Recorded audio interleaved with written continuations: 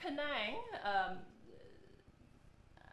is famous for what's called Nyonya food in Malaysia, and Nyonya is quite an interesting kind of like subculture within Malaysia's very intricate kind of like cultural history, right? The Nyonyas are essentially the product of intermarriage between the local Malays and Chinese traders who came into the country over 100 years ago, maybe early in the century, right? And as a result of the intermarriage, right, a cuisine was kind of like born out of that. And essentially what it means is that there's Chinese influence and Malay influence all kind of like combined together to produce a really unique cuisine. And there's pockets of Nyonya populations in Penang, and also pockets of them in other parts of Malaysia as well. And they all have their own nuances to what we generally call Nyonya cuisine, okay? So this particular dish that I'm making today is actually essentially Nyonya, a famous Nyonya dish from Penang, okay? And one feature of Nyonya cooking in Penang is that it uses a lot of sour undertones in its food, okay? So this is something called Penang Assam Laksa. Most people know laksa as what we in Malaysia generally refer to as curry laksa, which is essentially kind of like, if you can imagine in its most simplistic form, like a curry sauce, coconut broth, right? Spicy coconut broth with noodles, right? Penang Assam Laksa is quite different. It's, it bears no resemblance really to curry laksa. Penang Assam Laksa essentially is a clear broth, or for all intents and purposes, a clear broth, and no coconut milk in it, and it's sour as well, okay? So that's something I'm going to make now. So let's, like I said, this here is a picture of Penang Assam Laksa that I ate last time I was on the island, and I filmed some videos there as well. Just let me get rid of that.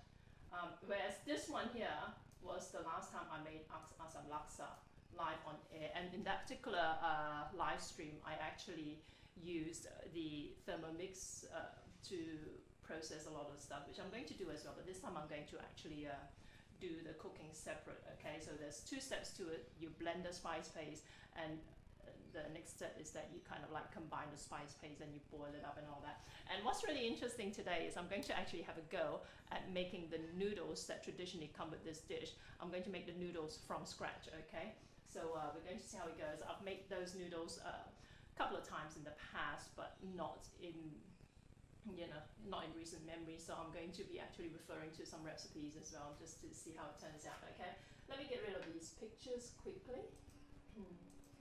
Okay, Assam Laksa. First thing I want to do is I want to actually steam some fish, okay? And I bought a large chunk of mackerel. I'm just going to turn this on. So before I continue, I just want to give a shout out to Lenovo Australia, who supplies me with the laptops I use for my live streams, and also that I use for monitoring the chats and all that, essentially monitoring the broadcast, okay? And also I want to give a shout out to Rode microphones. I use the Rode microphones for my broadcast, and for some reason, it seems as though my head is part cut off. So just give me a second. I'm just going to see if I can adjust. Okay, that's just the screen over here. Okay, cool. Right. So I've got some water in this steamer here, and this is a Sunbeam pot slash steamer, basically one that you can run off your dining tabletop. Okay, so that's very convenient. And so I want to give a shout out to Sunbeam Australia, who provide me with a lot of the appliances that I use in my cooking. So this is on, it's got some water in it, and I'm going to just stick the fish in a tray here. Go put some gloves on.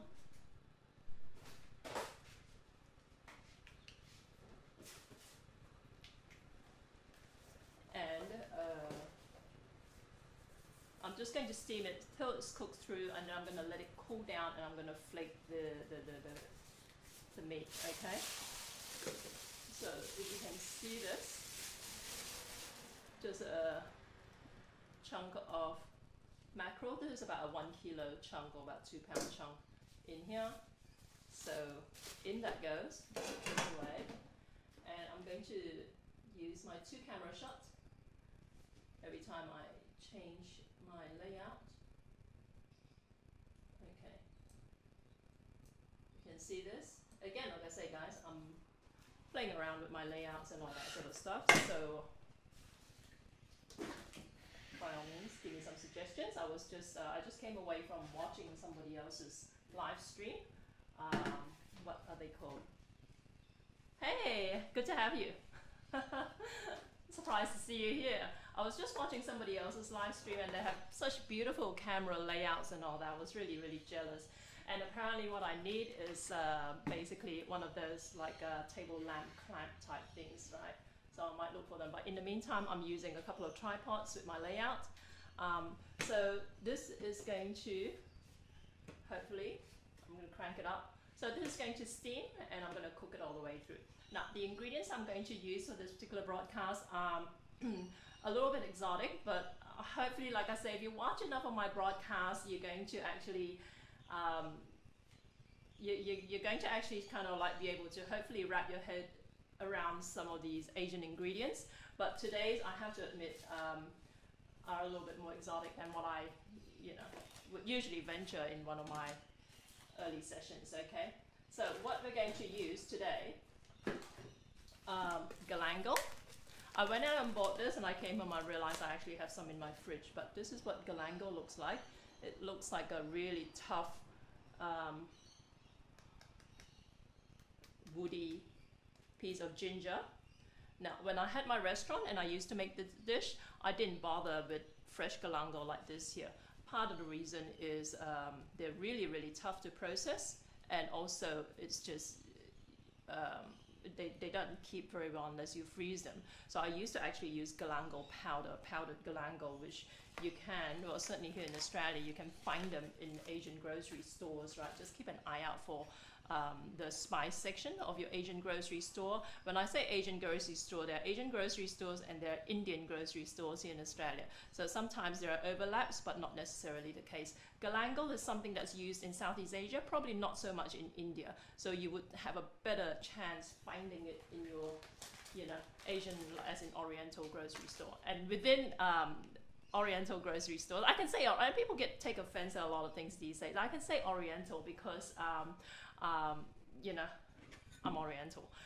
But within that, there are lots of different subsets as well. So depending on who owns the grocery store, you will find that the kind of ingredients you can actually buy in those places would vary. Okay, so it sounds obvious, but if the grocery store is run by Koreans, you might find a lot of Korean ingredients, which I know very little about, but you may struggle to find things like galangal. Okay, things like galangal. A lot of my cooking, a lot of my recipes revolve around Southeast Asia and Southeast Asian grocery stores. And when I say Southeast Asia, I'm talking about Thailand, Vietnam, Cambodia, Philippines, Singapore, Malaysia, Indonesia, those kinds of countries.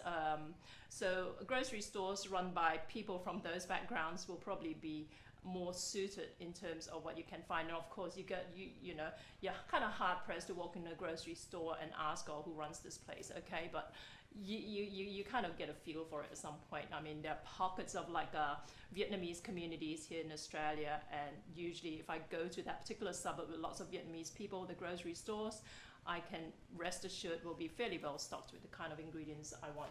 But having said that, it's always been a struggle. I've been in Australia for over 32 years now, and it has been a struggle. And it's gotten better over the years, but it's always been a struggle in terms of where you can find the ingredients you need to replicate some of your dishes from your childhood. Okay. Another ingredient I'm going to use, and I do use some shortcuts as well. I mentioned using galangal powder, but I'm using fresh galangal today. Okay. But another ingredient I'm going to use is a shortcut. This is a tamarind concentrate. I hope you can see this. just open it up for you to have a look. Okay, so tamarind concentrate, I'll just pour it out. You can see it. It's kind of like a thick, gooey paste. And tamarind is something that adds sourness to your dishes, okay? So you can actually buy tamarind seeds, and usually they come in like a packet. And then what you need to do is kind of like break it up in hot water. And what I usually suggest you do is actually boil it in hot water till it turns into a mushy paste, right? And then you strain it out, because you want to get rid of the seeds and just save the paste. And effectively what you end up getting is this. But this just basically is a shortcut version of it, right? This particular brand, the paste is kind of like not too diluted and not too thick. There are other brands of tamarind paste which are literally like a thick paste, okay? So when you follow my recipes, you have to kind of like actually know what brands of certain shortcuts I use, and that will kind of like help you wrap your head around how much of something to use. Because I ran a series of cooking master classes once where I had a late sponsor for the ingredients, okay, and they supplied me with tamarind paste, but their tamarind paste was so concentrated that it kind of like you know, it kind of messed up some people's attempts at this particular dish actually. Now another ingredient that I'm going to use is lemongrass, and I'm really annoyed about this because I do have some lemongrass that I've processed in the fridge, right? But I thought, look, I need to show everyone what fresh lemongrass looks like. So I went out and did some shopping. I bought the pineapple that I'm going to use. Everyone would know pineapple. Bought the pineapple, bought some mint leaves. Okay, these are quite withered. It's a very hot day here in Sydney, Australia. And I actually bought one lemongrass stalk just so I could bring it back to show you guys. But it looks like I dropped it somewhere. Maybe it's sitting in my car and dying in the heat or whatever, or maybe I dropped it, you know, in the shopping trolley or something like that. But I don't have it. But this is lemongrass, if you can see it. That's been worked through by my food processor, okay? And lemongrass usually, like I said, they come in long stalks. You can actually buy them pre-minced like this as well in some Asian grocery stores in the freezer section, and they'll come in packs like you know, and they'll be all, yeah. They'll usually look a bit greener than this because they would have had a little bit of a green coloring in them just for aesthetic reasons, which kind of like basically means you should try and get fresh lemongrass if you can, right? But usually when you get a long stalk of lemongrass, you want to use really just the bottom about 5 inches, not much more than that, because they do get very fibrous towards the end, okay? And what you can do is use the bottom 5 inches, slice them up, and then process them in the food processor. I use a Thermomix or a Thermocook. Both of these are essentially what they call, you know, smart kitchen machines or something like that, and they are multifunctional. And they have very powerful motors, so they will crush these into like a, you know, nice flossy texture. But if you were using a regular food processor or blender, you might find that it will take a while, take quite a few goes for you to be able to get it to that point. Okay. Oh, cool. I'm glad you know what tamarind is. I don't know what to call you, Arpeatia or Arpatra or. And this one ingredient I actually wasn't even familiar with, and it goes to show that with even among us Asians, right? It is always kind of like, because Asian cooking and Southeast Asian cooking is so incredibly complex and diverse that we're always learning new things. Even Malaysia, Malaysia in and of itself isn't a huge country, but there's so many different like you know, variations all across the country that when I came to Australia at 17 years of age, there are a lot of dishes I never tried myself, okay? And this particular ingredient, if you can see it, is frozen, right? This is what we call torched ginger bud in Malaysia. In Malay, it's called bunga kantan. I'll just take it out and show you. Essentially, it's like it's a type of ginger, and you're using the flower, okay, or the flower bud, right? And when I ran my restaurant and I sold this dish at my restaurant, I didn't actually use these, okay, and people seemed to like it. They thought it was very authentic.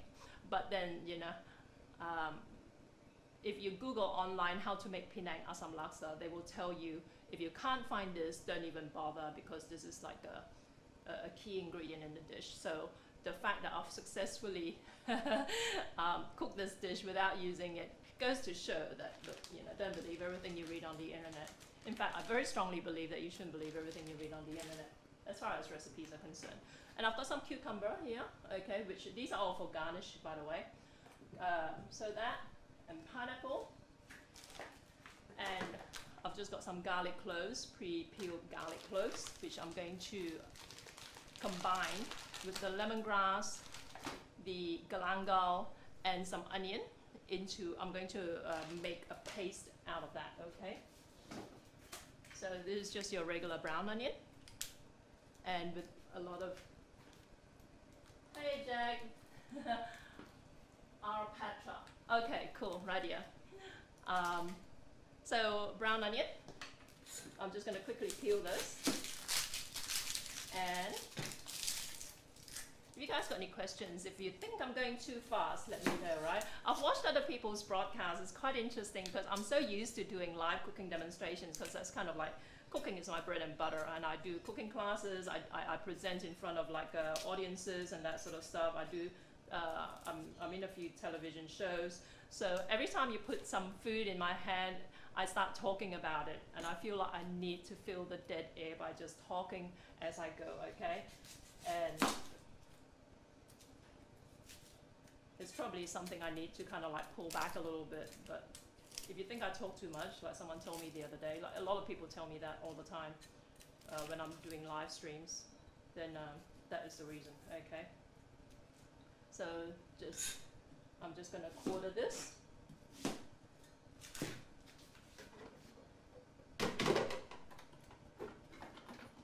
So this is my Thermomix, and it functions as a steamer, as a food processor, and all that sort of stuff. It also cooks for you, albeit only at a top temperature of 120 degrees Celsius. I don't know what that is in Fahrenheit, but it's basically not high enough for you to really kind of like achieve a nice brown effect with some dishes, okay?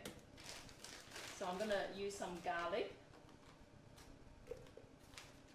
Okay, not much. When I say not much, it means a lot, because I eat a lot of garlic. So I'm gonna throw some lemongrass. So if I had that lemongrass stalk, I would have just kind of like chopped it up and thrown it in here. But I'm just gonna throw some lemongrass in here. And you know what, I forgot something, chili, okay?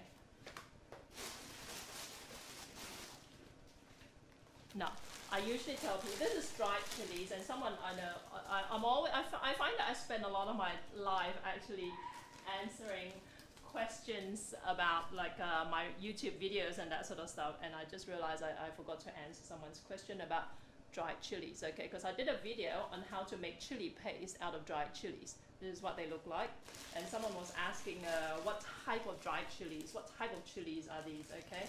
And just let me grab some water from the kettle for this, so just bear with me for a minute. I'm just gonna throw this in a bowl and just soak it in some water.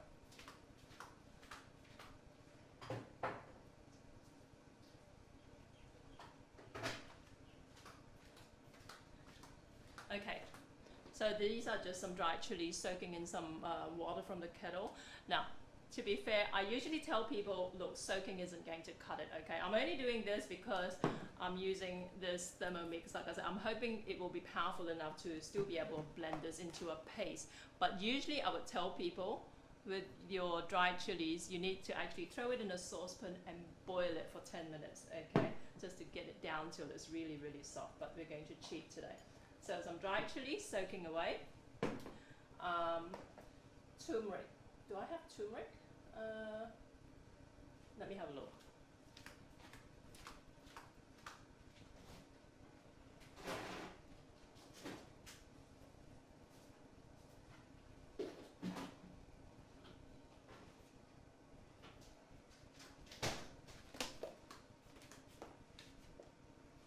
Okay, so this is what turmeric looks like, or processed turmeric anyway. So turmeric is another type of essentially ginger, right? I'm not going to use too much turmeric. How much do I need?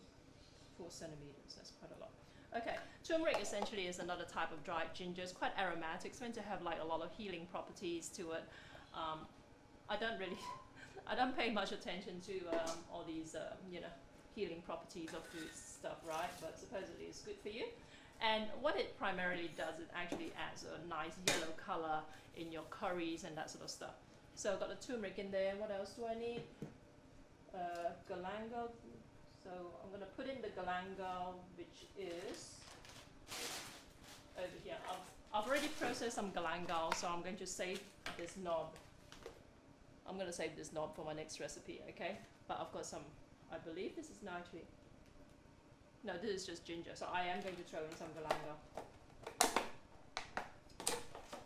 So galangal, like I say, it can be quite tough and woody. I used to have like commercial food processors in my business, and I've actually burnt through a couple of them just because of trying to process really tough stuff, which is why I end up going to shortcuts like using powdered stuff. Okay, so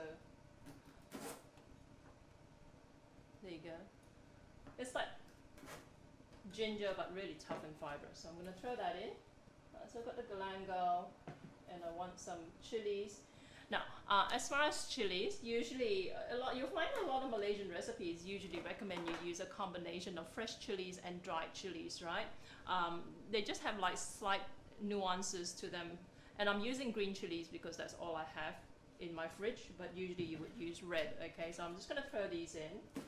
Now, as far as the different types of chilies we use in our cooking in Southeast Asia, I know, having been to America, that you guys are really big on all these different types of Mexican chilies.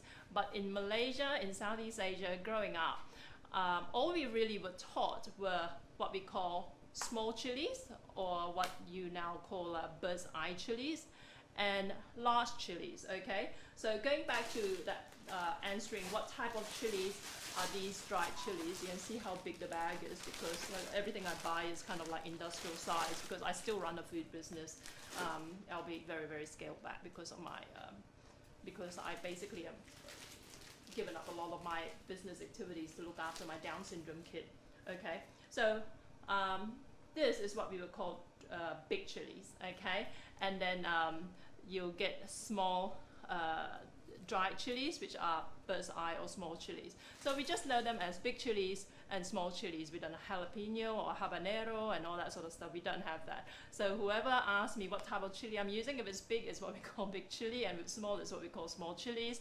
If you go to Asian grocery stores and you look for dried chilies, they will come in those two versions, the big chilies and the small chilies, okay? Usually the small chilies, when they're dry, they crinkle up a lot, okay? So they look like little pruny things, whereas big chilies, when they're dry, they just flatten out like this, okay? And usually the big chilies will be quite dark in hue, okay? Whereas bird's eye chilies will be a brighter red.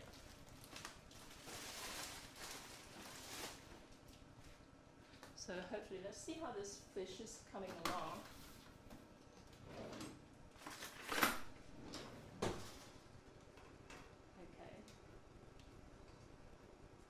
Probably just needs another 5 minutes or so, and I'm actually going to throw it into the pot afterwards and boil it with everything else, okay?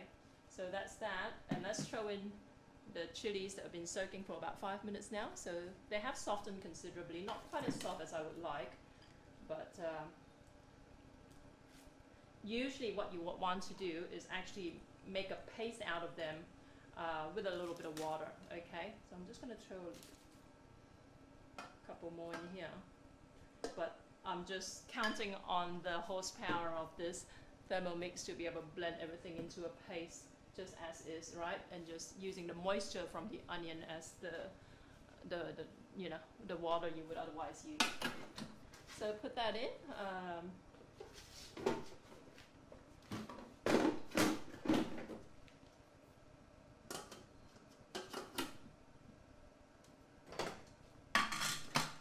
I'm just gonna basically use this at high speed.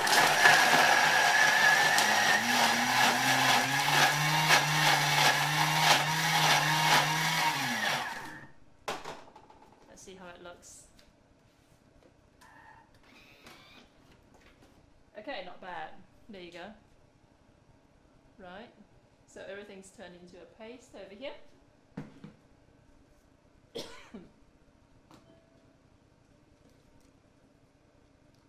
And another ingredient I'm going to use today, I'm not sure if I've covered it in a past Twitch broadcast before.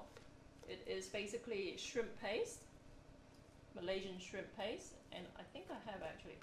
So this is perfect. This is a paste, right? And usually with a lot of Malaysian recipes, this is what we call rempah, which means spice paste. Usually you either boil this or you fry it till it's aromatic. For this particular recipe, we're just boiling it. So it's actually quite a simple recipe in that regard. Okay, now belacan. This is shrimp paste. I'll just show you. This is actually the powdered version of it, just so you can see it. Okay, and so belacan. Belacan is a Malaysian for shrimp paste. Indonesia, they call it terasi. And in Thailand, they have shrimp paste as well. I don't know if I've got it here. Just let me have a quick look.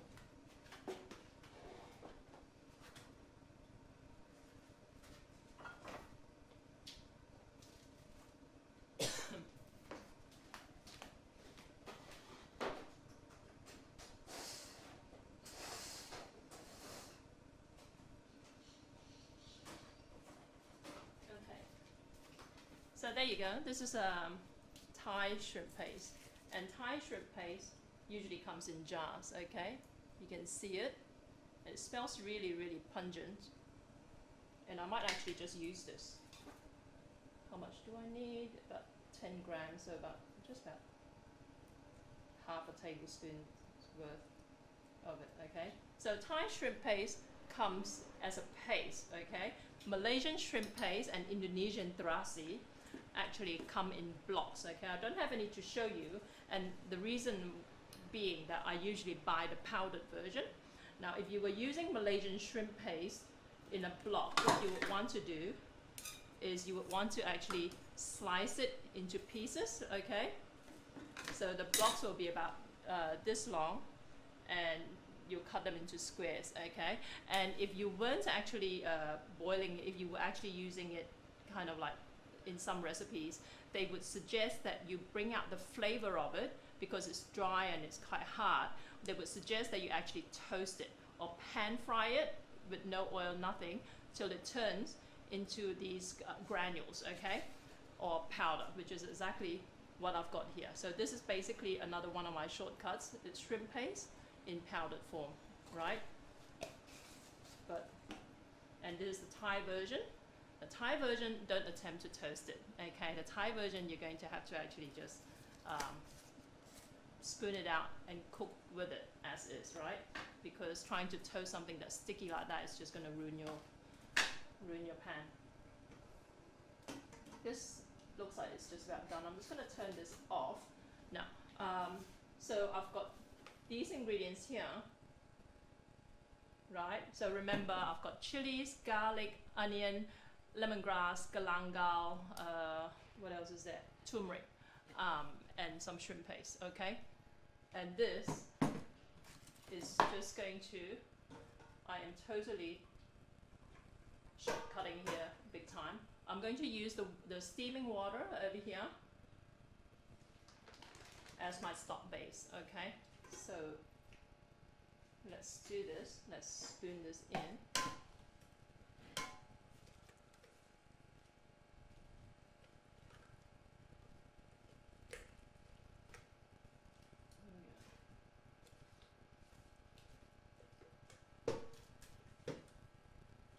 So there's quite a lot of paste, and I would want a bit more water in here. I would want about 2 liters of water, so I might just top it up a little bit.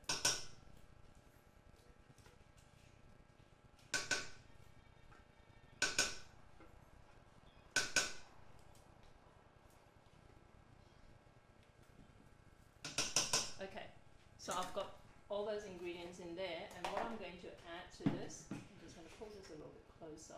Oh, the cable is not quite long enough. So this, I'm going to add some tamarind to it, okay? That's the tamarind concentrate. And you can adjust the flavor a little bit later on. This is meant to be a sour soup, okay? So you would generally want quite a bit in here. And another thing that I want to add to this, like I said, this is actually fairly exotic in terms of the ingredients list, right? But in terms of technique, in terms of cooking, it's quite easy. This is what we call asam galangal. In English, they're called tamarind slices, okay? But it's actually in reality a different family of sour fruit. Well, it's the same family of sour fruit, I think, but it's a different type of sour fruit, okay? So in Malay, we call it asam galangal, whereas the tamarind in Malay, we call asam jawa, okay? So we're gonna throw some of these, and we want about 4 pieces in here. And that again adds to the sourness in the soup. You can leave it out if you can't find this, guys, so it's not that big a deal. And really, if you can't find tamarind, lemon juice kind of does very similar, things to your recipe as well. So a lot of the time, just think through in terms of ingredient substitutions, what you can substitute something with. Galangal, I know, is not that readily available. Certainly when I came to Australia, it wasn't. But if you didn't have galangal, I would actually replace galangal with half the amount of ginger. Okay, so just your regular good old ginger, whatever the amount of galangal you're using, just use half that amount in ginger. Okay, so that goes in there, and you want to add some seasoning. And I've mentioned this before with Malaysian cooking, right? We usually like to balance out the flavors a little bit by adding a touch of sugar to our sauces, to our soups and that sort of stuff. Not much, just enough to kind of cut through the flavor a little bit. I know with Thai cooking, if people ask you what the difference is, what the main differences are between Thai and Malaysian curries, say, tell them Thai curries are sweeter. Okay, Thais like to use a lot more sweetness in their curries and in their soups and all that. Malaysians add a little bit. Indians don't add any at all. Okay.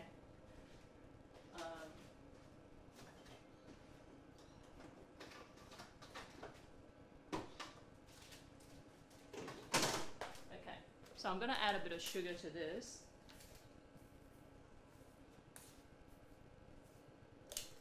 And we'll see how this goes. Another ingredient that usually goes in here that I did used to use in my restaurant is something we call asam laksa leaves.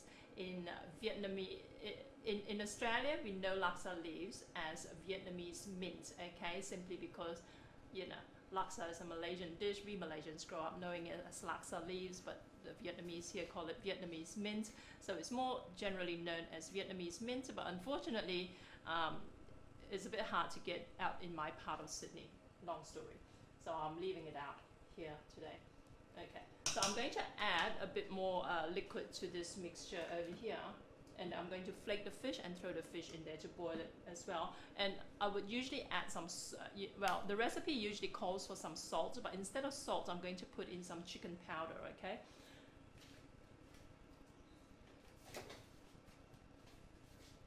And I've mentioned chicken powder in pretty much every broadcast I do. I really should get these guys to start paying me money for flogging their product, okay? That's what it looks like, okay? It literally says chicken powder here in English. The brand I use is Knorr, K-N-O-R-R. If you go to your Asian grocery store, you would usually find a whole, if it's a well-stocked store, you should usually find a shelf full of different brands and different types of chicken powder, okay? This particular one says traditional Hong Kong recipe. That's not the one that I always get. I just happen to see, oh, that sounds interesting. Let's try it. It tastes pretty much the same as all the other chicken powders I've tried. And this ingredient is a little bit controversial. It's what we Malaysians call magic powder. A lot of Malaysian chefs use it, but when you ask them to publish a cookbook, they won't include it. The reason being it contains MSG, okay? And a lot of people are a bit scared of MSG nowadays. Okay, So we're going to boil that, and I'm going to top it up with a bit of chicken stock, simply because I've got a lot of stock, but otherwise use water. Okay, just give me a second.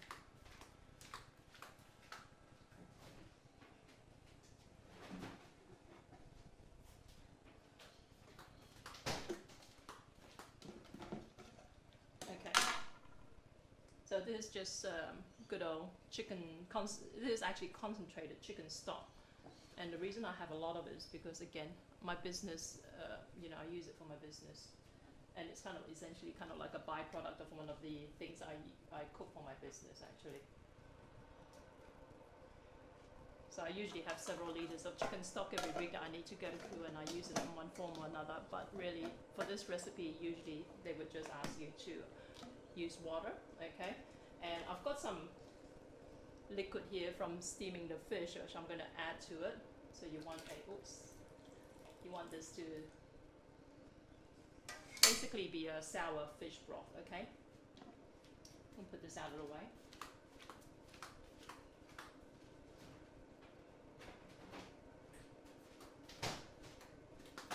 Now what I'm going to do, I'm going to test something on my broadcaster to see if it works, because it kind of like, people said they could hear me the other day.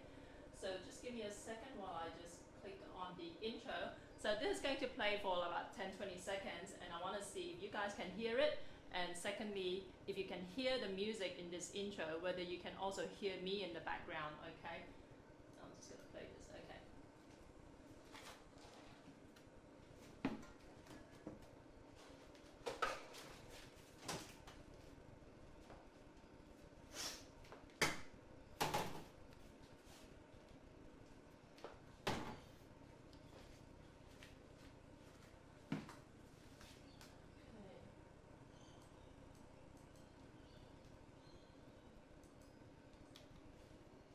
Okay, so let's see how this goes. Let me know in your feedback if you could hear the music in that little segment, and also if you could hear the music, whether you could also hear me in the background messing around with my ingredients, okay?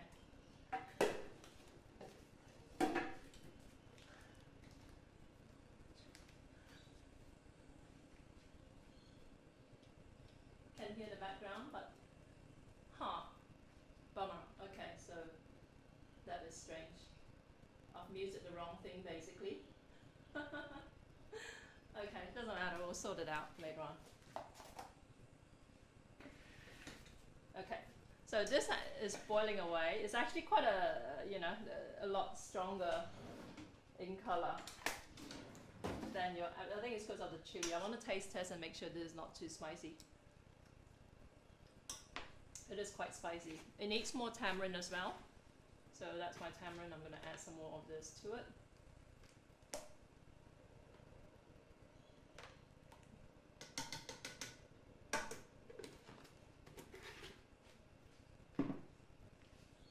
And I'm going to add the fish, okay? So this is the fish. If you can see, okay. Wrong camera. Give me a second. Okay, here you go. So that's the soup, and this is the fish. I'm going to put some gloves on, and I'm going to shred the fish. I'm going to shred the fish and throw half of it in there and leave half of it out as topping, okay, for aesthetic reasons. So let's put this away.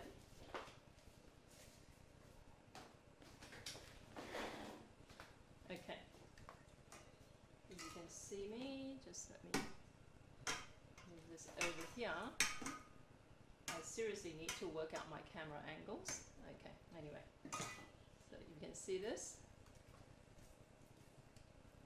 Okay, so this isn't actually 100% cooked through, but the soup will cook it through.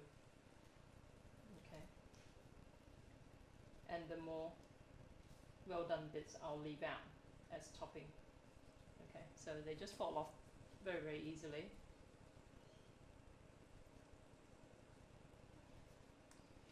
Just let me put it in here.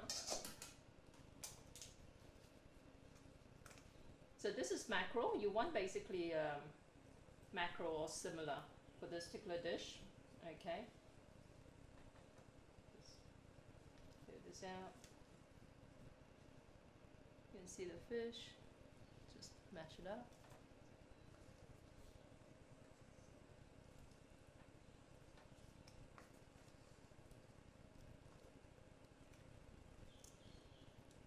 And just pulling out the bones.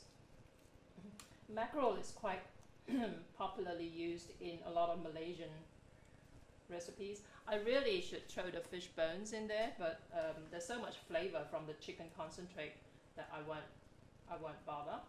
But usually you would throw the fish bone in there and then actually strain it out, okay? Let's throw that in. So, got the fish, here you go.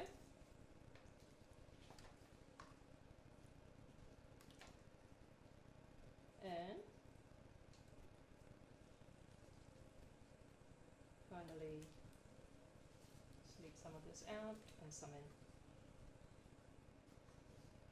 If you've got any questions, guys, don't forget, as part of the first week launch of my Twitch live streams, I'm giving away 2 bottles of these Chinese rice wines I talked about in my previous broadcast.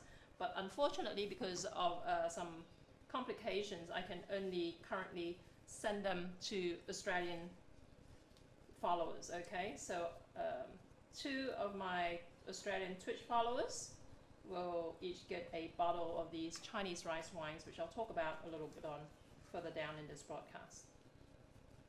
So in that goes. There you go. So you just want to simmer that, and you're going to let that simmer for a while, okay? Just let me get this out of the way.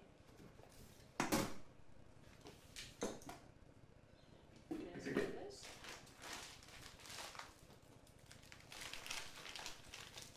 I'm not usually known for having like a nice, clean, like mise en place. I'm very scattered, and I grab things from all over the place. That's kind of like keeping it real, you know. Okay. So I'm going to make the noodles now. Like I said, let's hope it works. I haven't made these noodles in years, but this particular type of noodle, I've made other types of noodles. This particular type of noodles I haven't made in years. So let me just get the kettle on and grab a couple of things as well. This, yeah.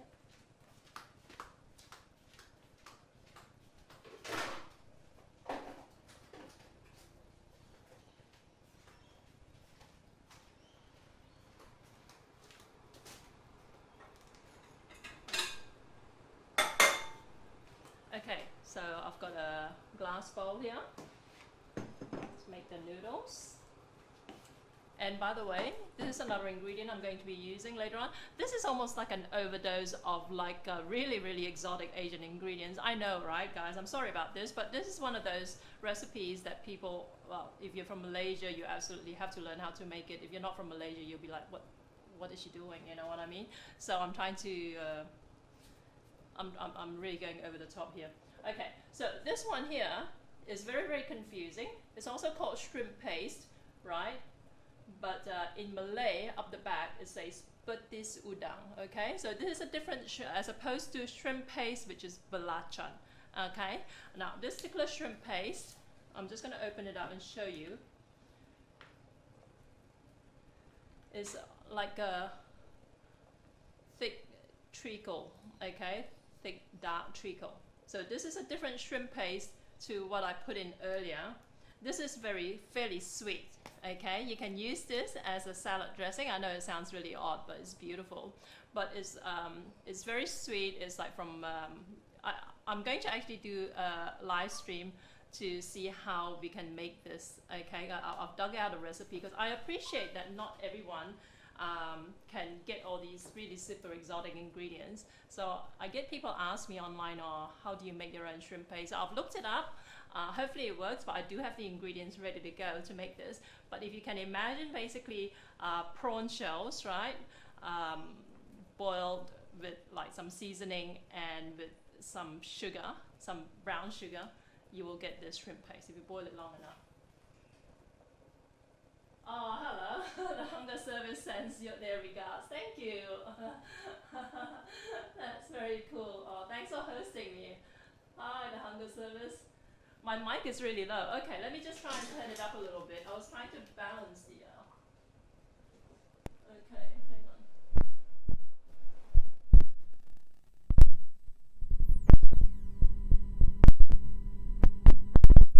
Better? Audio has always been like.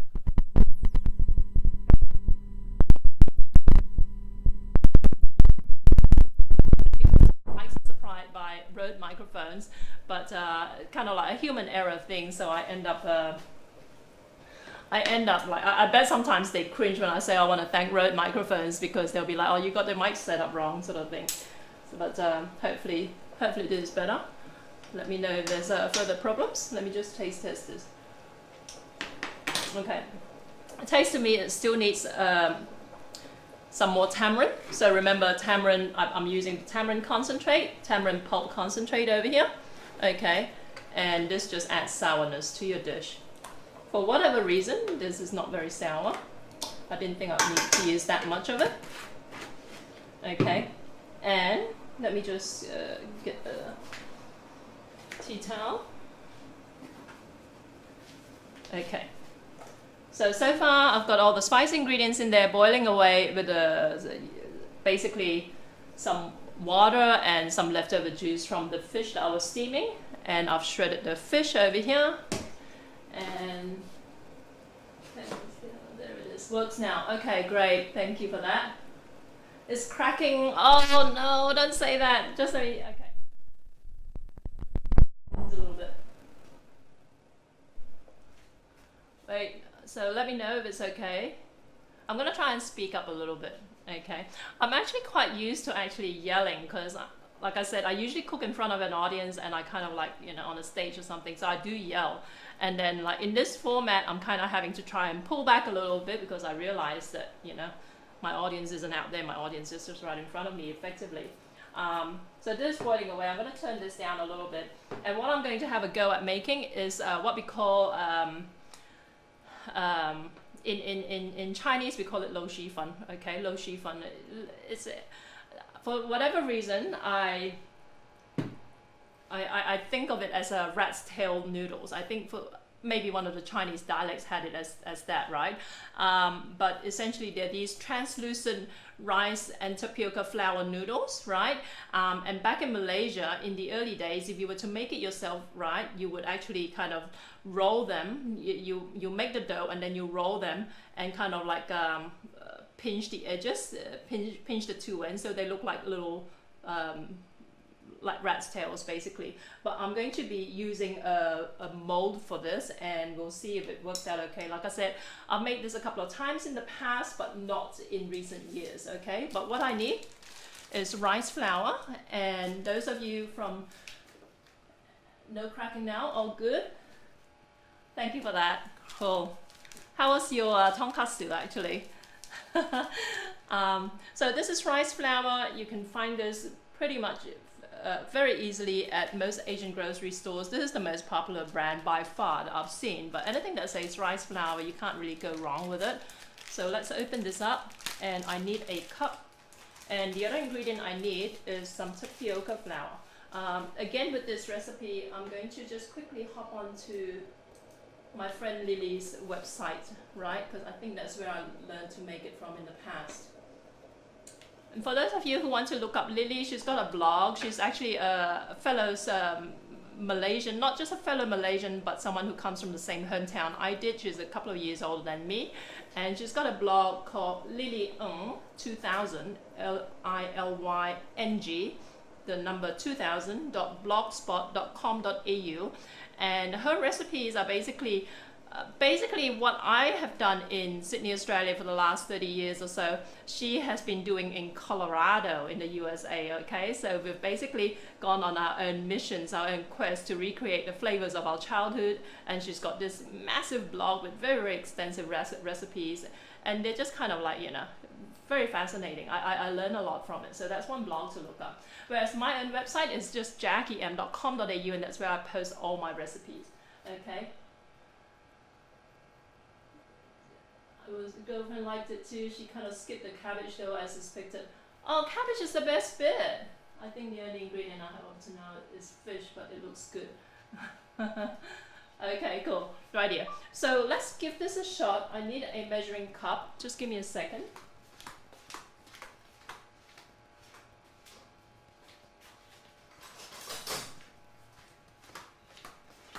So rice flour.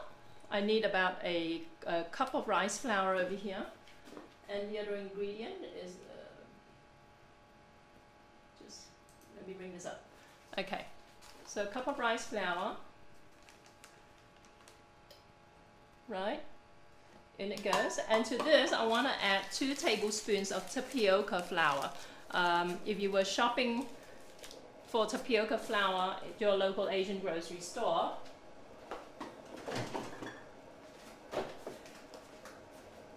look, I'm not getting paid to vlog these brands, right? But this, it seems as though here in Australia anyway, is the most popular brand. It's from Thailand, and it says it's Erawan Marketing. Okay, so their rice flour packs look like this with red print. Their tapioca flour packs look exactly like this, but with light blue print. Okay, so usually when I go into my Asian grocery store, I look for the colors. Their glutinous rice flour packs are in with green print. Okay, so that's how I work out which one's which. But this is tapioca flour, which I've stuck in a jar. I'm just going to stick 2 tablespoons of this. And for those of you trying to work out the differences between all these different types of flours, you'll find with a lot of recipes, right? There may be some variations in the kind of flours that we use for some of these, even for noodle recipes, okay? But as a rule of thumb, rice flour, if you can imagine rice, kind of provides the general texture, whereas tapioca flour helps to soften it and kind of like makes it a little bit sticky, right? It helps to hold things together. If you were deep frying anything, rice flour will add the crispiness to it. So when when the hunger service was deep frying your tonkatsu earlier, that combination, the breadcrumbs and all that, are very unusual to me. I always use rice flour and tapioca flour and those kinds of combinations, sort of thing. That's why I was asking you guys, what flour is that? What's that sort of stuff? Okay, so I've got these, and what I want to do is just add a bit of salt to this, and then I'm going to pour some boiling water into this. Okay.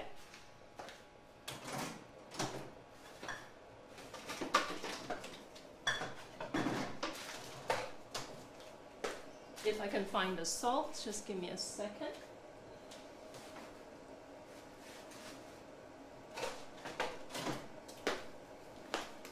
Okay, I think I want about 2 teaspoons of salt or something like that. It doesn't really matter, I don't think.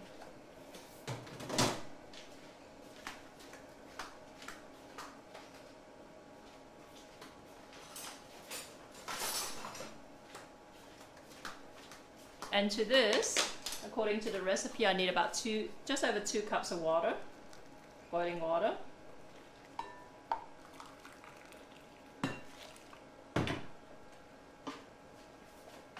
Okay, so let's mix this in.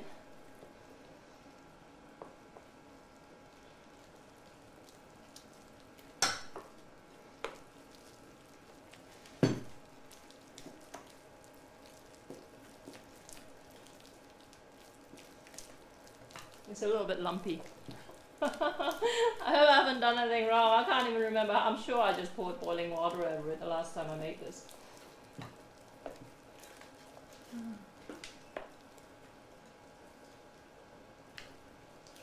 Cool. All-purpose flour. I kind of suspect, because that's the other big barrier to cooking as well, because different countries have different terms for different ingredients, for the same ingredients. All-purpose flour, I think, to us is what we call plain flour in Australia. Plain flour, which is just wheat flour, is like and then we have what we call self-raising flour, which I think is what you refer to as cake flour, because self-raising flour basically has these rising agents that help you bake cake. So they're quite the end product is you get quite a soft cake, that will rise, okay? Whereas plain flour is something we would use to make bread, and you would have to add stuff to it. You have to add yeast and all that sort of stuff to it, okay? Now, this looks like there's way too much water in here, so I think I've done something wrong.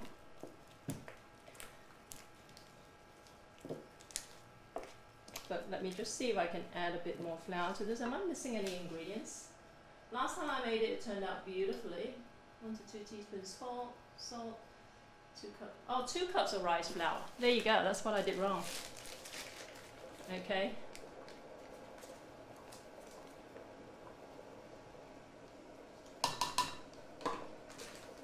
Okay. Let's try this again. Mix it through.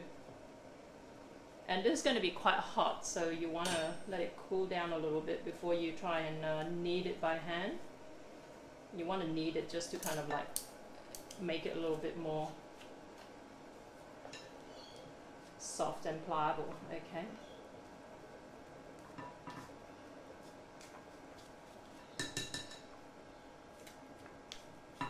I'm so tempted to just throw this into the dough mixer and mix it through. Okay, so there you go. You can see that. Just let me pull up my screen again. By the way, guys, this Assam Laksa, in all honesty, when I make Assam Laksa, when I made it in my restaurant, it doesn't usually look quite as strong colored as this, okay? I think the strong color is because I use quite a lot of spice paste in this mix, and also I use quite a lot of chili as well. But usually it would be a little bit less intense in color. Okay, so this is quite hot, but it's turning out much better than it was before.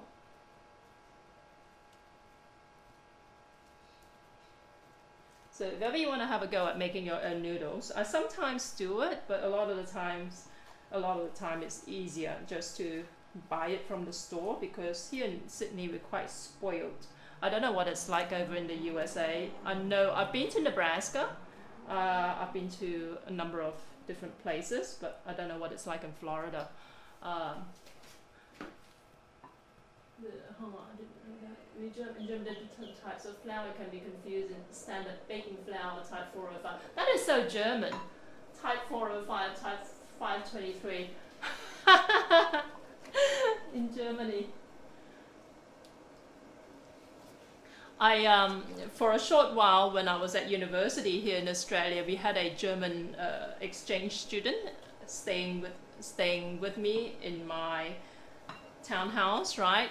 And we all used to take turns cooking dinner, and one time I decided to make spaghetti bolognese. You know, back in those days, I wasn't that invested in Asian cooking per se, uni days and all that. Made spaghetti bolognese, asked everyone how much pasta you guys wanted with your spaghetti bolognese, you know, and the Aussies will be like, oh yeah, you know, average amount. And the German guy goes, I'll have 110 grams, please, which just cracked the rest of us out. He couldn't understand why we thought it was so funny. It's like, who measures their pasta by weight to the 10 grams, you know? But it just shows that Germans are very, very, very, very exact. And speaking of German, I actually was don't tell anyone, but German was actually my major at university here. This is still very, very sticky, guys, so I might actually, so this is what I've got here. I might actually add a bit more tapioca starch to this.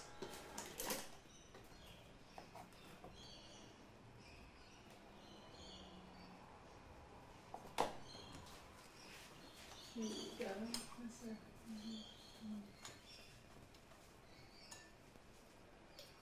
So your cake flour is separate from self-raising flour. That's very confusing. What's in your cake flour?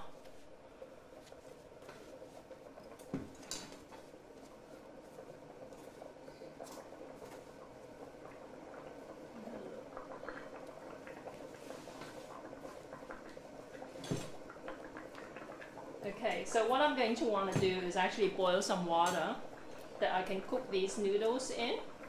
Okay.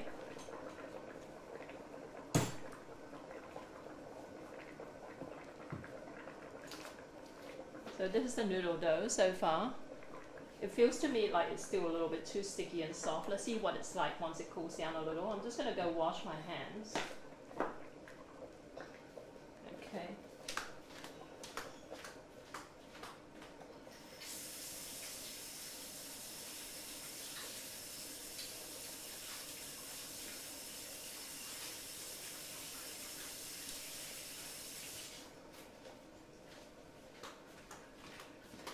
And I'm going to my pot. This should do it.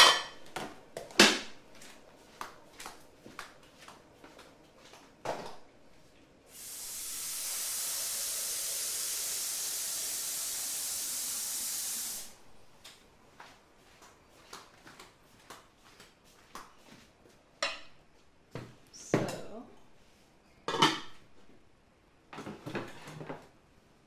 let's just see how this is going.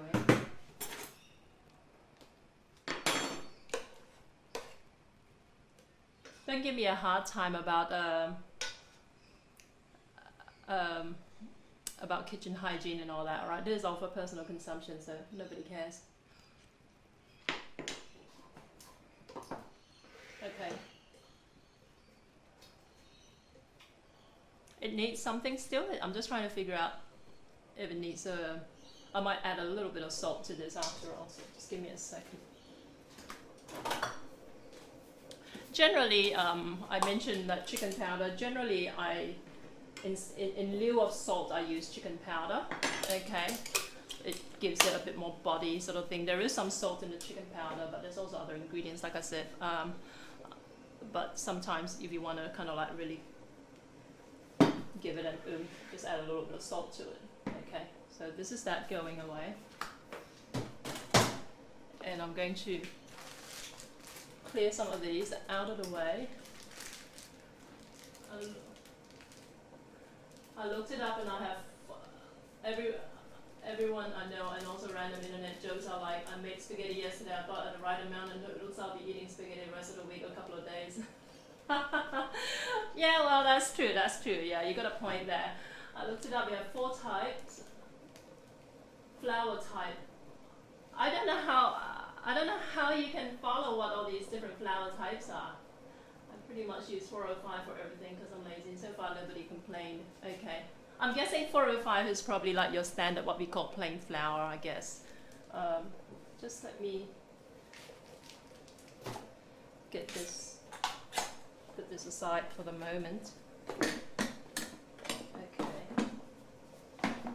And clean this up.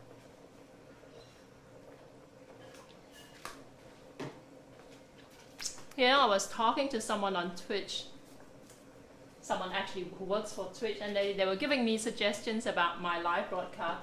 No, do everything from scratch, you know, people want to see you do everything from scratch, just cut up everything, because usually when I do my cooking demonstrations, I have everything all prepared and just kind of like quickly throw them in because I rush through them. And now I'm thinking I'm doing everything from scratch, and I've got like my whole kitchen is just filled up with stuff, and I'm trying to clear everything as I go. So what I want to do is boil this water, and I'm trying to think if I should transfer that out or transfer this or boil this in a separate. I might boil this separately.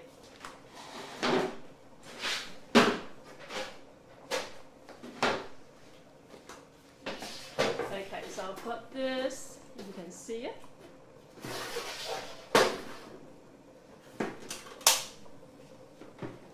Okay, so the water's on. And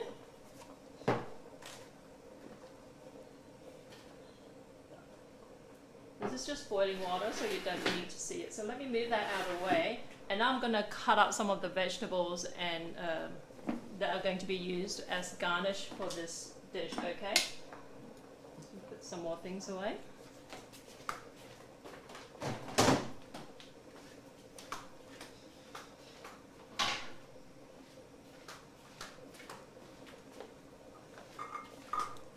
Okay.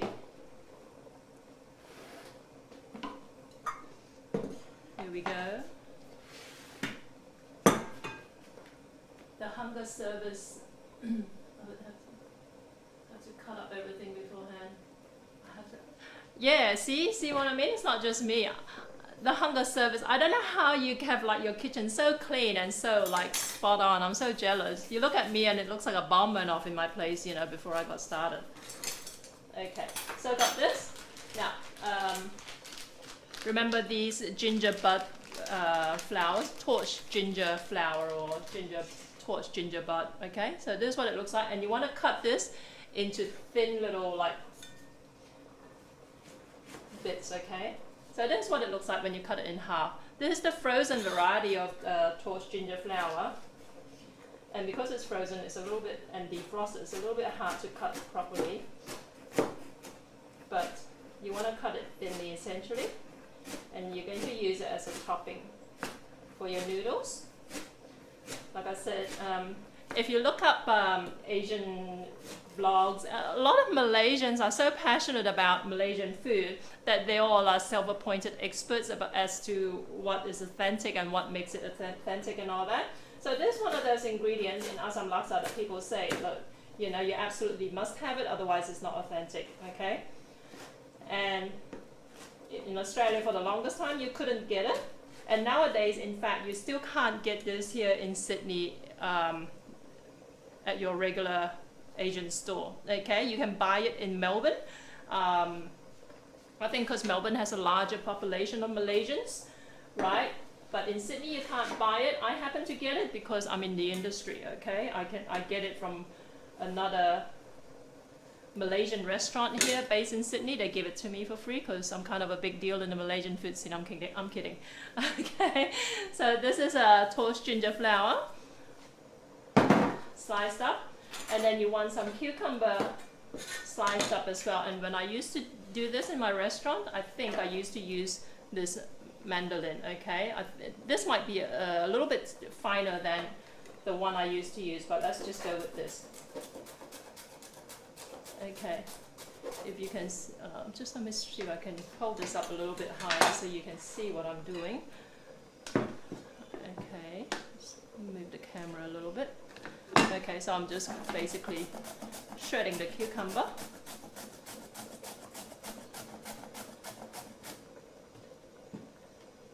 Okay, so there's just a good old shredded cucumber. I'm just going to put it in the same bowl here. And lastly, the pineapple, okay? And I hate to be really kind of like, I hate to generalize, but when I talk to Vietnamese about pineapple, they're like, oh yeah, we buy pineapples all the time and this is how we cut it. All the Asians seem to have one particular technique of dealing with pineapples, and it seems like the rest of the world, or most of the rest of the world, have a different technique, okay? It's because you can't see the sinking. And people want really fast over the 4 or 5. So wheat flour, according to German Wikipedia, preferred household flour, good baking quality, okay. And people love watching people cut stuff in the kitchen really fast over the special technique. Yeah, hashtag famous chef. Okay, so pineapple, right? I did this live on there once, and kind of I was talking about how Aussies usually, cut pineapple a certain way, and I showed people how I do it. And all the Asians piped up and said, oh, this is how I do it, sort of thing. So I think it's an Asian versus the West thing, okay? So the way I do it, basically, I cut off the 2 ends. I'm balancing this quite treacherously because, again, camera angles. I really need to get one of those clamp thingers. Okay, so cut off the 2 ends, and what you want to do is just cut down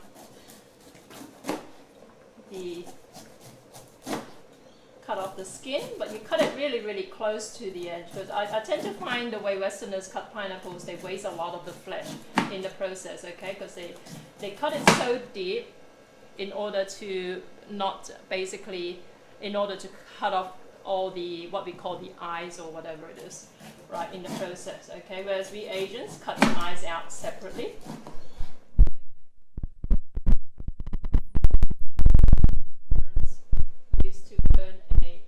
These were actually street food vendors back in Malaysia, so they were hawkers.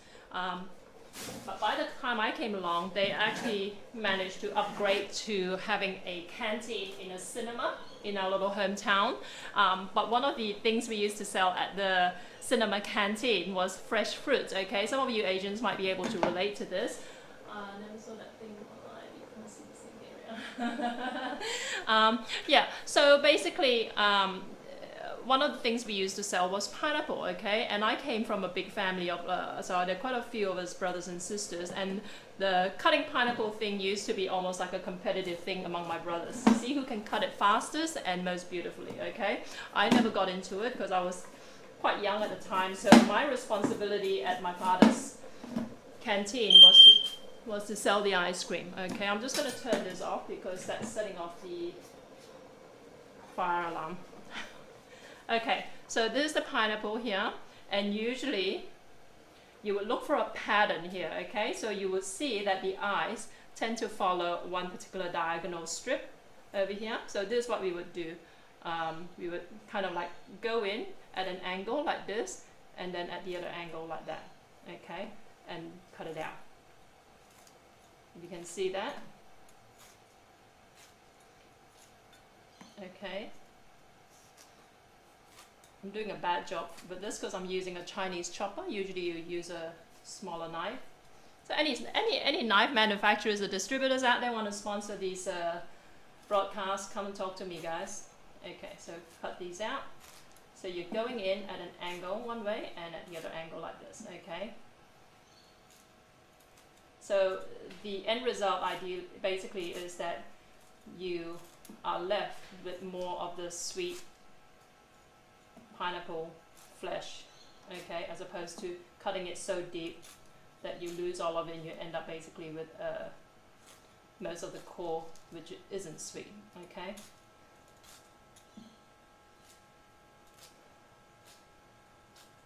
Okay, so that's the pineapple cut up. You can see it's not very pretty, I admit. And this bit here is a little bit bruised, so I'm just going to cut that out.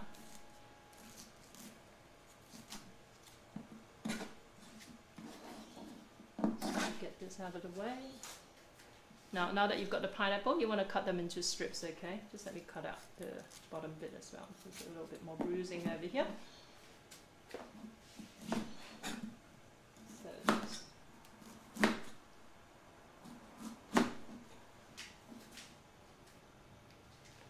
So let me know, guys, where everyone's watching from. So there's someone from Germany, some people from Florida, someone from the Philippines, someone from Australia earlier. So I'll cut these into really thin slices, and I just want to cut them into strips from here.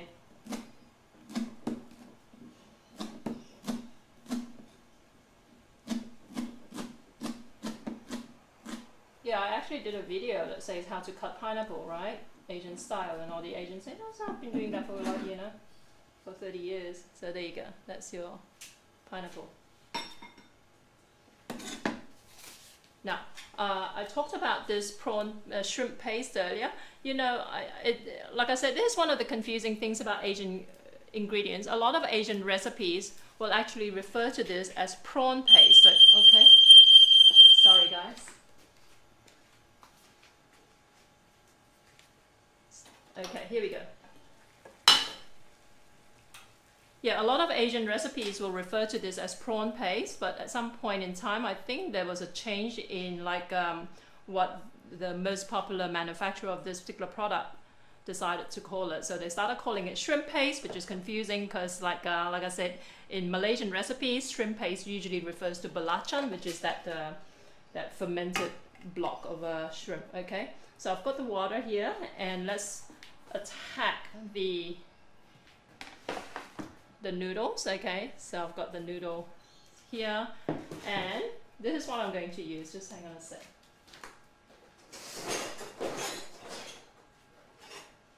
I bought this on eBay. I haven't used it in years. Okay, so this is what it looks like. I don't even know what I looked for on eBay, but this is basically a noodle maker with molds. Okay, I think I just googled noodle maker on eBay and this came up. So it comes with all these different attachments, right? Different size holes. I'm just going to use the largest hole over here, which is actually still a little bit smaller than I would like it for this particular type of noodles, but I think that's what I used the last time. It's been that long. I would otherwise swear that I've lost, you know, the right mold for it, okay? Because it feels to me like it's too fine.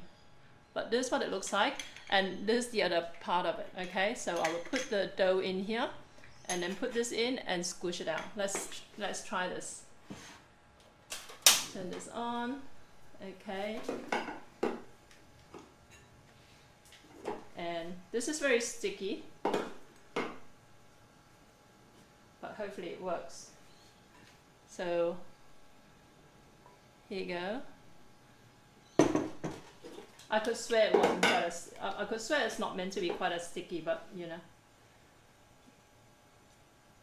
Let's test this. And if it doesn't work, I'm just going to adjust the amount of flour in here.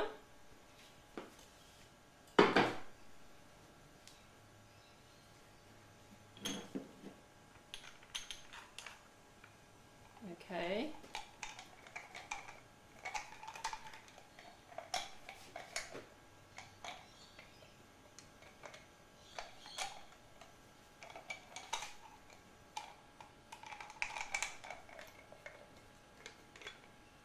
Okay, so I'm just screwing this in over here, and I'm going to work this through at the bottom, if you can see this.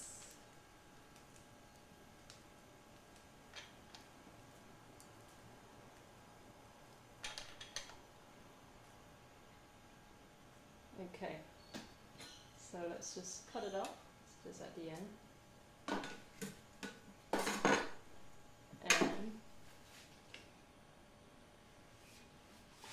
And let me get this out of the way.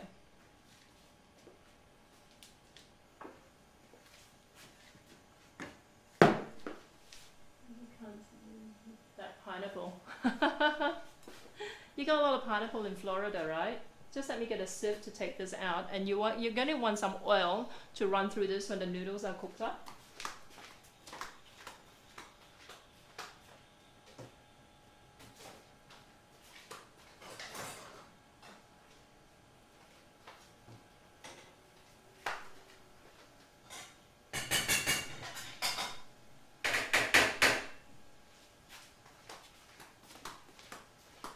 Okay, so let's see how the noodles are looking. Okay, they're not quite as translucent as how I had them the last time, so I might have used a different recipe the last time, but it's still noodles are noodles, you know. And I'm almost certain now that the last time I used a bigger size mold, because this looks really skinny. But you can see this. Just let me put it in something.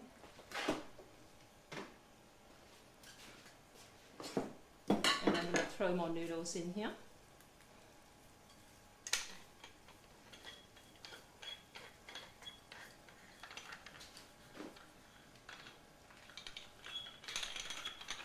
Does anyone watch Asian movies? If you like Asian movies, Hong Kong movies, you should look up God of Cookery.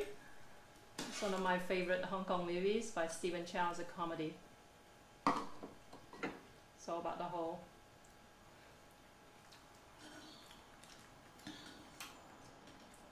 celebrity cooking scene, you know.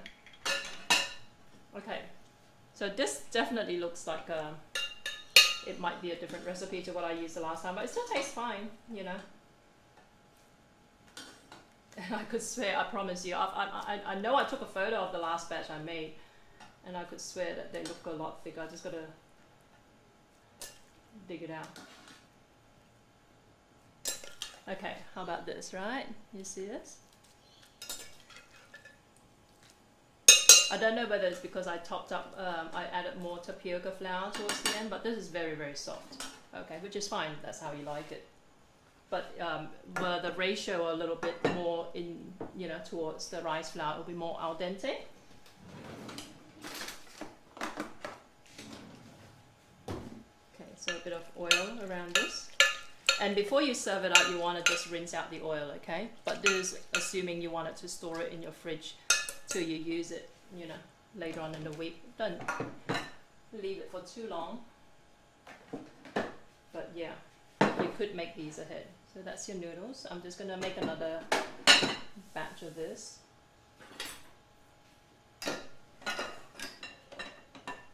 But if you didn't have this thing here, like I said, if it weren't so sticky,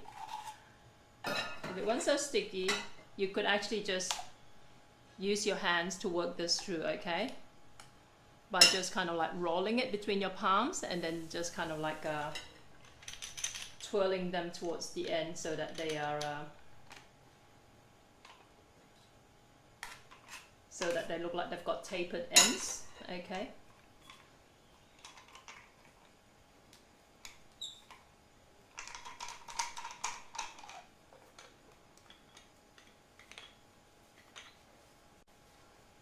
But yeah, this is a pretty handy little tool. I haven't used it for years, but I bought it on Google, on eBay, so have a look for it. Noodle maker or something. And it's shipped from China, I think, from memory. It costs about 20 bucks or something like that. Okay.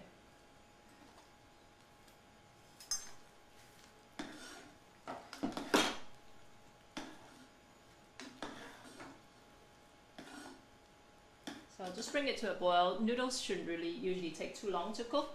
When they start to float up and stay floating up, they're pretty much almost done. Okay, so this is floated up. I'm going to let it simmer for about another 20 seconds, 30 seconds, and then take it out. And yeah, speaking of the sauce, right, the shrimp paste over here, this is what we use as kind of like a topping for this particular dish, okay? What we usually do, get a jar of the shrimp paste. I mentioned before that I'm going to do a broadcast, and it's going to be, again, one of my test lab type broadcasts where I don't know if the recipe is going to turn out right, a bit like what this noodle has been, where I'm going to try and make this from scratch, and then you can see if it works out. You don't have to try and hunt this down, okay? So shrimp paste essentially is like a shrimp that's been boiled and simmered to this form with sugar, and it's palm sugar in Malaysia we use, okay? So I'm going to do that using shrimp prawn shells. Let's take this out, toss this in.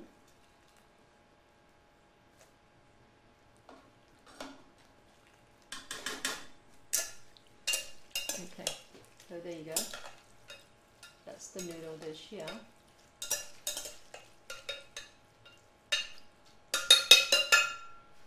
And I'm going to, what I usually would do with this, I'm just going to see if I've got some more boiling water actually. Is usually we dissolve this in a bit of hot boiling water just to make it more, because at the moment, the way it is, I'll just show you. The way it is at the moment is quite thick, okay? You want to turn it into kind of something that you can spoon easily over your noodles, okay? So this here, let me just get some into a glass bowl over here.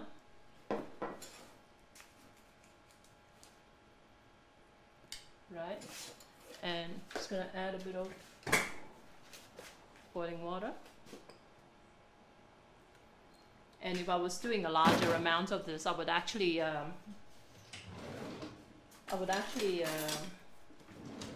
simmer it in a saucepan, okay?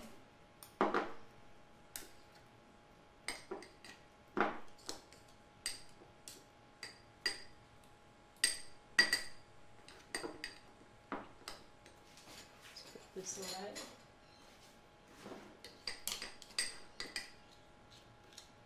I need an assistant to clean up after me. This is such hard work. It's how a lot of Westerners find Asian cooking really intimidating, and a session like this isn't helpful at all.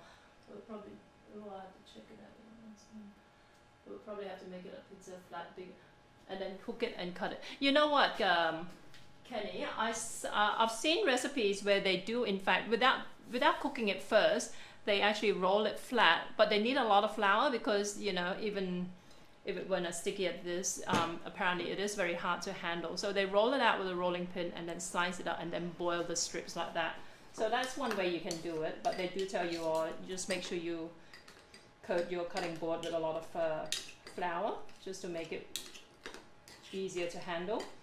So this is kind of like, you know, easy for me because I don't have to worry about flouring it before I throw it in. I don't worry about it sticking all over. But it does, in all honesty, this particular recipe does feel to me like it's either I messed up somewhere along the line, didn't measure things properly, because I'm not a genius at measuring things. I'm not a German, basically. So either that or I used a different recipe the last time. Okay, could be a number of different things. And like I said, just going back to all the different types of flours that we Asians use for cooking noodles, right? The same kind of noodles, you might find some recipes that don't even use tapioca flour. They might use wheat starch instead. You might find ones that use a 50-50 ratio of both. And you might find, even with other types of noodles, one type of noodle I do make is a egg noodle and also fresh rice noodles, like the rice roll noodles, okay? And again, there are lots of quite a few different variations to these, and a lot of it is just trial and error, experimenting with different mixes of flours to see what generates the kind of texture, the kind of like firmness you want, okay, or the kind of silkiness. We Malaysians are very particular about our noodles, right? Even here in Australia, we can buy a lot of these in the store now, right? And then if you speak to someone from Malaysia, they might say, oh, well, you know, the ones we had in Malaysia were softer, more silky, more refined and whatever sort of thing, you know. So there's a lot of like,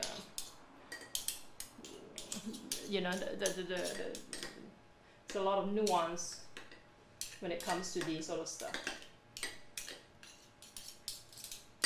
Okay, so this is the paste that's been mixed up. So this is more pourable now. And I'm going to assemble all this so you can see what it looks like. So give me a second. I'm just going to do a final taste test of this soup. It seems to me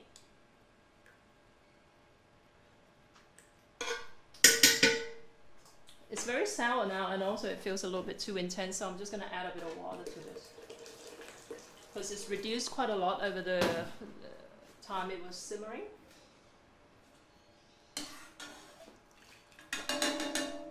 Okay, so I've got that. Cooking is you don't have to be exact with everything except timing. Baking though is I totally agree. I'm a really terrible baker.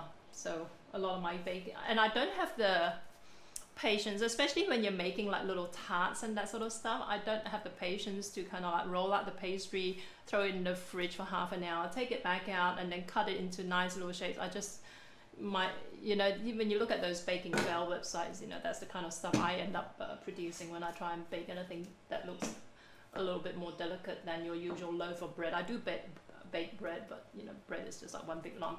Okay, so let's just put all this together and then I'm going to eat.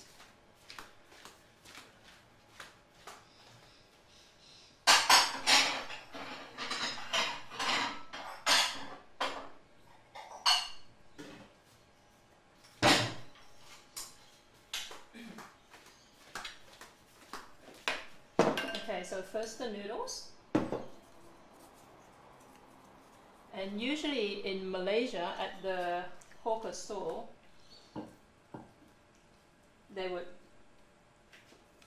what they would do is over this pot of stock. Do I need a stock label?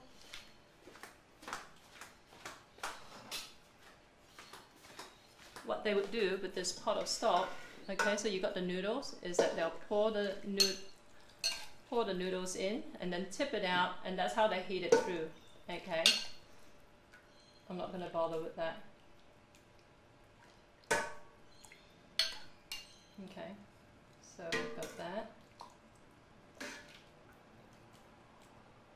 And usually the fish that's in there will be actually simmered till it's completely, like, you know, almost disintegrated. Just let me put a little bit more noodles in here. Okay, so usually they'll pour it in and then like just kind of like, that just helps warm up or cook the noodles. Okay, so I've got that. Now I'm going to assemble it with some shredded fish over here. And then I'm going to put the pineapple, the shredded cucumber, the torch ginger bulb, okay, and then some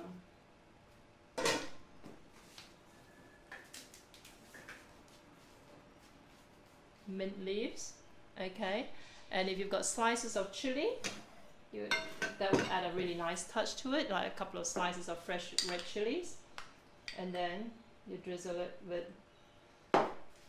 that prawn pasting, okay. So there you go. That's your Assam Laksa. Let me see if there's any other questions that I missed.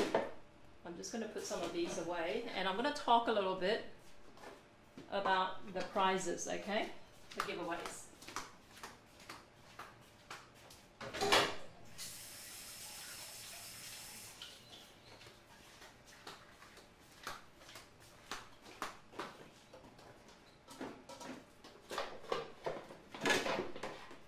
Seriously, my place looks like a war zone.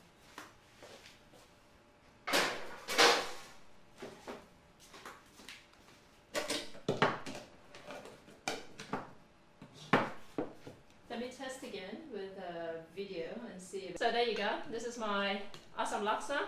It looks like a big nasty mess here, okay, but there you go. This is my first week on Twitch, and I look forward to your company. If you know of any good cooking streams that I should check out, let me know. So I was very happy to stumble across the Hunger Services stream earlier today, and the other day I was very happy to stumble onto our Petra's stream as well. So these are really good quality food streams. If you want to check them out, I'm going to be hosting their streams. Hopefully I can host their streams without any problems. We'll see how we go, and I look forward to seeing you. My next stream will be on Monday my time, which will be Sunday evening over in your part of the world. Okay, thank you guys, good to have you. See you later. Ciao.